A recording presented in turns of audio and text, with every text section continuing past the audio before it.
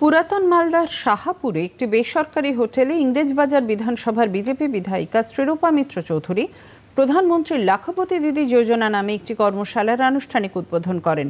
উপস্থিত ছিলেন মালদা ডাক বিভাগের মুখ্য আধিকারিক সনজিৎ চৌধুরী, ডাক বিভাগের কর্মীবৃন্দ এবং এই প্রকল্পের বেশ কিছু উপভোক্তা।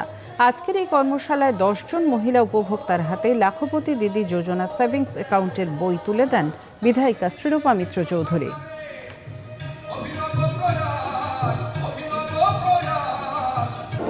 লাখপতি দিদি একটি ভারত সরকারের যোজনা। মাননীয় প্রধানমন্ত্রী শ্রী নরেন্দ্র মোদী তিনি চেয়েছেন দেশে অন্তত 5 কোটি মহিলাকে আমরা যেন লাখপতি বানাতে পারি। তার মধ্যে ইংরেজবাজারও একটি ক্ষেত্র। আমি নির্ভয়াদি হিসেবে মা বোনেদের সঙ্গী, তাই আমি এই লাখপতি দিদির যে যোজনা সেই যোজনাকে আমার ইংরেজবাজারে ইমপ্লিমেন্টেশন করার জন্য উদ্যোগ আজ থেকে শুরু করলাম।